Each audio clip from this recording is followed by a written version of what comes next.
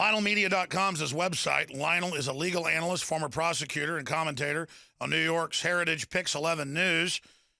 He's also syndicated talk show host, stand-up comic, and he joins us here to break down a whole host of issues today.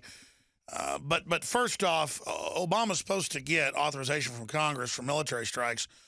Obviously, if nuclear missiles get launched or something, he's allowed to respond. There's an imminent threat. Well, they're saying that ISIS is an imminent threat, but the West funded it, created it, and now says they're going to give the non-radical arm of it more money while bombing inside Syria without their authorization, the very rebel group they helped fund. So as a former prosecutor, I thought I'd get his take on that, on Obama's other executive actions. And I know that when we talked about getting Lionel on a week ago, he wanted to talk about SSRIs, serotonin reuptake inhibitors, other psychotropics. Turns out that the White House fence jumper was on these, prescribed by the U.S. military and the VA.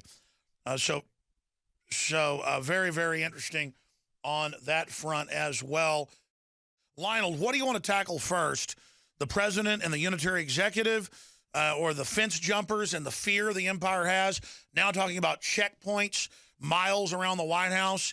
I mean, it's just, are we becoming some type of weird Byzantine empire? Are we becoming? No, we have become. Let me go right back to the first part of the show, Alex, when you were overwhelmed by the stack of information that you had. I could hear it in your voice, and I hear it every day because I never miss a show. Where do I start? Where do I begin to delve in? Where do I start? Here's a question for you.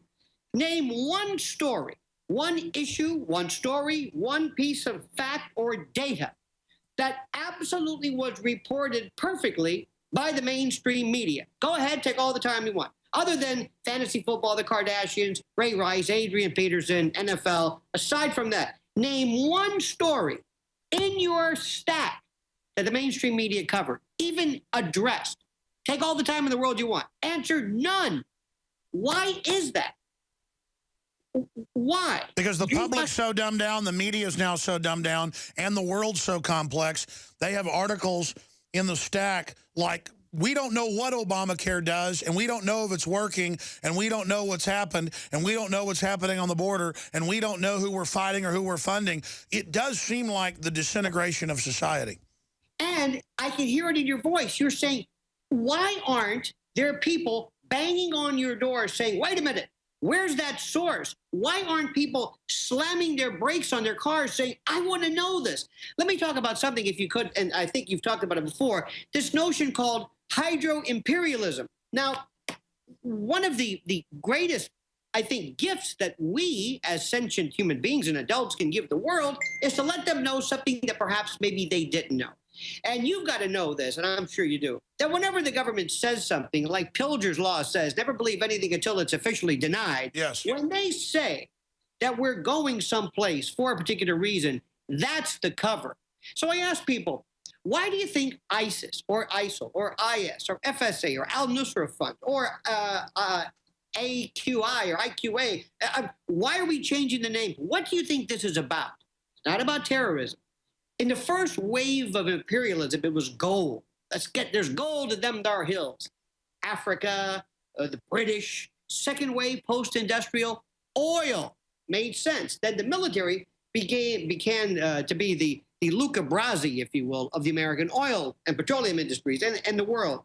Third wave, rare earth metals, lithium, which, by the way, Saudi Arabia or Afghanistan is the Saudi Arabia of lithium. And then, now, here we go, water. Water. Finite, absolute. Everybody knows, and kids know, that the world is covered by 2/3 of it is covered by water. Well, that's salt water. Okay, if you're a fish. 2% is in ice and glaciers. 1% is available to us. That's potable, drinkable, accessible water. It will be the future currency. Absolutely. And Alex, it's so ingenious when you think about it.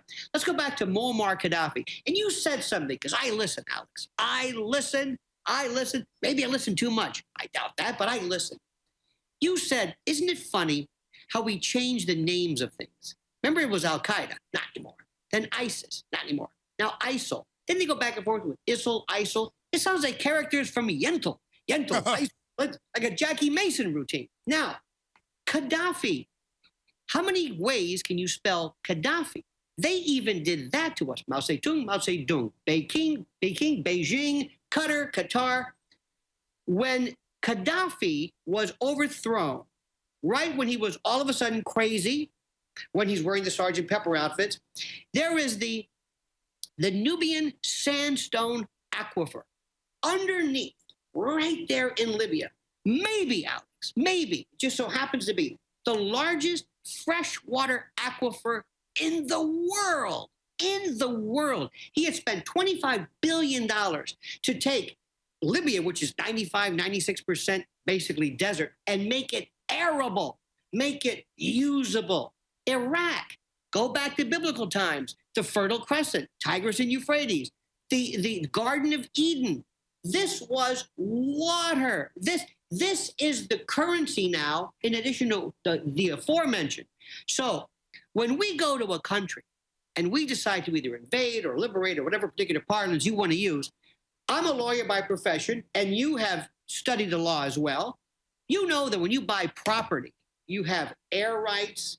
There's the old ad silum doctrine. And you've got surface and mineral. Correct. But when you go to a country and you seize a country, either by invitation or by liberation or whatever particular fiction you use, who owns the water below? Second question, who does the water, whom does the water belong to? Can you take water and put it on tankers like we used to use oil? You know, it gets into interesting issues, Alex. Sometimes when we go to different countries and we will invade or liberate or whatever you want to call it, and we find antiquities. Sometimes you can't return to the Babylonians that which was the Babylonians. Water's a different story.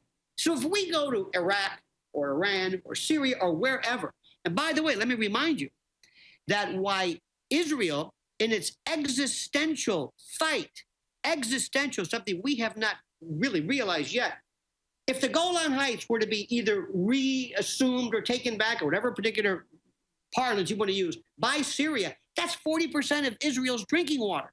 Water is the currency of life. You can't get off of the water standard like we did the gold standard. There's no stopgap measures. It's not subject to speculation. You don't hold back on water. It is who we are. And Alex, hydro-imperialism is yet another subtext, another stratum, another layer to this labyrinth, this calculus that we in the world are involved in. So add that to your stat and add that to your worries. Well, and obviously you were alluding to the Great Lakes, where I was reading years ago, and I was in a documentary with Jesse Ventura about it, dealing with the fact that every month hundreds of super tankers come in from China and Japan and load up in the Great Lakes and just leave. And they basically have a UN treaty to just take our water, and now the Great Lakes are going down. The globalists have set the precedent where they just take the water if they want it. And what's also interesting, Alex, is when you tell somebody this, when you tell somebody and you freak them out, let me tell you the group of people that you're going to meet. First of all, there's a group who say, that's a conspiracy theory. Conspiracy theory, as we've talked about a million times, means something I don't want to hear, something nefarious, something backward, something backroom, something illegal. Conspiracy theory to me means two guilty people conspiring. What we're doing sometimes, we're saying, no, this isn't a conspiracy, this is a fact. There's no conspiracy. That guy that's going into your neighbor's house, stealing his furniture, that's not a conspiracy. That's called burglary or robbery, depending upon it what. So that word is the blanket for distraction. Second, people hate to be told something they should know. They hate to be told something they should know. And third, they hate when you shatter a myth. Let me give you my new favorite. How many times have you heard that olive oil, extra virgin olive oil, is great because of this thing called the Mediterranean diet? Wrong. It's fact. It's a con. Yet, so this is just olive oil. We're not even talking about things that really bother. I brought this up the other day at a restaurant. People are running bread through pools of olive oil versus butter. And they say, well, it's the Mediterranean diet. I said, it's fat. No, I read, you didn't read. it's a myth that you misunderstood. It's a jingoism. Precisely. It's this thing that we are led to believe. I was watching a study the other day on new efforts to go out into the world, Alex, and look for life elsewhere. And I made the statement, why do we look at the life from other dimensions or planets that's landing here daily? Ask Edgar Mitchell, ask Gordon Cooper, ask astronauts. What are you talking about? That's crazy. It's not crazy. What is sane anymore? I'm asking a very logical question. I don't believe in myth. I don't believe in folklore. I believe in fact. And it must infuriate you every day. Just tell us the truth. Tell the American people and the world that the reason why we in Saudi Arabia and British and English and American intel have concocted this boogeyman, the power of nightmares, as that great BBC documentary said, the reason why we're giving you ISIL and ISIS is in order for you to look at this, be so horrified, using the Hegelian dialectic, to turn to us, beg us, please do something. While we go in and we bomb a country, and by the way, why not ask Assad to basically, because I think he has a bigger beef against ISIS than we do. So I'm every day fighting this battle, as do you, saying I'm looking for the truth. I'm not the enemy. I'm not a truther, a conspiracy person. I'm an American citizen who loves this country, who loves the rule of law, and I just want the truth.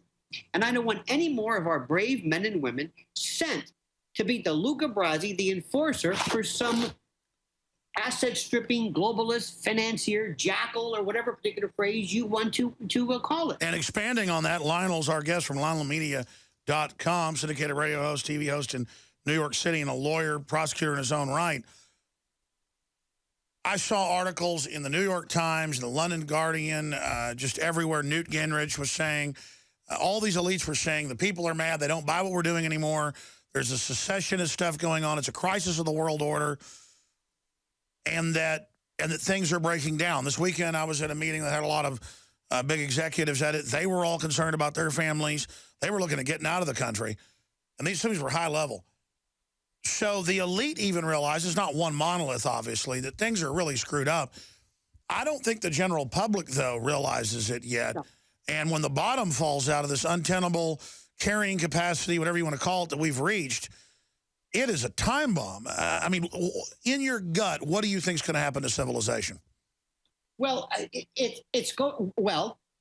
think what's going to happen is that you will see a complete, first a devolution and then an ultimate destruction. Now, how long that takes, it's anybody's guess.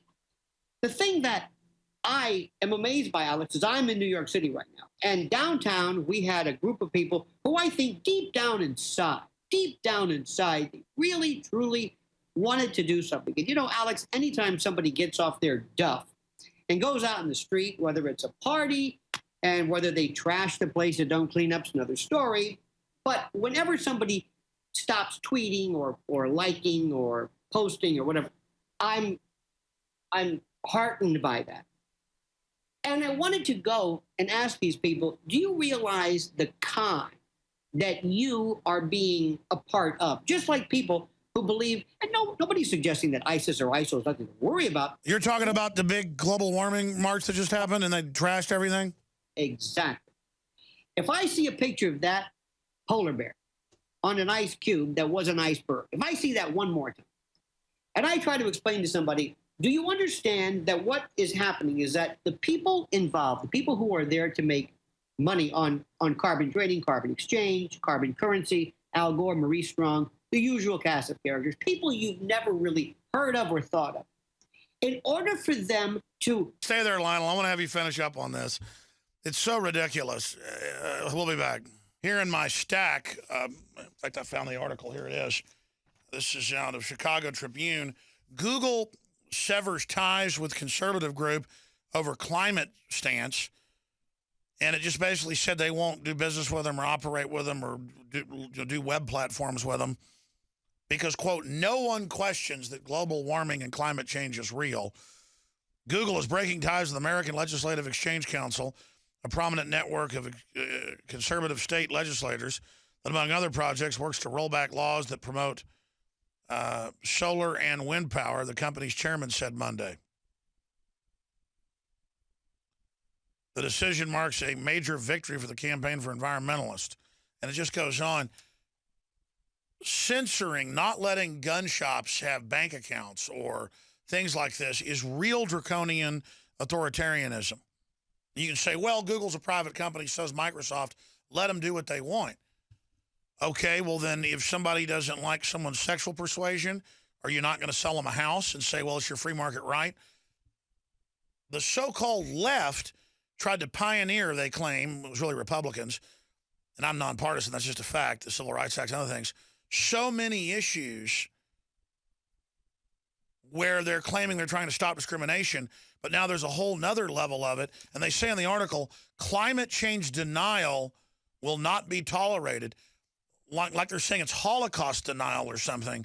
That's pretty scary because, Lionel, I don't think anybody's denying there are a lot of serious environmental issues. I'd rather have those dealt with and covered. But paying a carbon tax to a few hundred rich guys and moving our jobs to India where they have dirty plants or to Mexico, that all this is a scam. No one can debate that. See, but, Alex, nobody is suggesting, and I'm not suggesting that there is not some cyclical solar-related warming or climate change. That's not the issue. We're not even denying it. But if we wanted to, that's our right. Right. Well, there was a guy named Galileo who wanted to deny the notion of a geocentric universe as well, and look what happened to him. Look, here's my challenge to the carbon taxers. If Al Gore signed something that said, I hereby believe so much in the notion of change, of this anthropogenic, man-made... I'm going to sell my 10 mansions that are 20,000 square feet. Right. But I believe in this so much, I'm going to sign something disavowing any profit that I ever make from any kind of carbon exchange or carbon taxing. I am so... Then I'll listen to them. If you do that, if you tell me that this is truly a belief that you have, that we've got to, reel in and tamp down this belching of carbon, fine, I'm with you. But until he does that, what this is to get people into a religion, that this is something that everybody believes in, to make even those who question it to seem Luddite and stupid. And by the way, this is the vehicle of the professional left. This is a country, Alex, that used to believe in this thing called 1984. I got to mention this to you. The other day, again in New York and around the country, people are standing in lines waiting so they can now take a GPS, forget the carcinogenic aspect of it, but this thing that they would just carry in their pocket, now they're going to wear it as jewelry. And Google contact lenses. Lionel, awesome. I want to get back up for a full hour next week to cover the waterfront. Thank you so much. City of Austin tap water versus filtered City of Austin tap water. I can taste dirt in it. God knows what's in this. This has an aftertaste. Tastes like Austin water? Yeah, it does. Ugh. These people just sampled City of Austin tap water straight from the faucet. Next, we had them try a sample of tap water filtered through the ProPure G2.0 filtration system. High quality H2O. That one is better. Tastes like nothing. Yep, I know what good water tastes like. It's good water. Most tap water contains added substances like fluoride, chlorine, Monsanto's deadly pesticide, glyphosate, and many others. Studies prove that these substances are linked to an assortment of major health issues, including tooth decay, lowered IQ, and even cancer. It tastes like you're drinking out of the lake when you're drinking tap water. Yeah, it has that processed flavor to it. The ProPure G2.0 filtration system removes these deadly substances and many more, leaving only fresh-tasting, deliciously clean water. Okay, this is very tasty. It's good water. Refreshing. It's good. Go to InfoWarsStore.com today. Use promo code WATER and save 10% off your ProPure purchase. Again, that's InfoWarsStore.com or call 1-888-253-3139.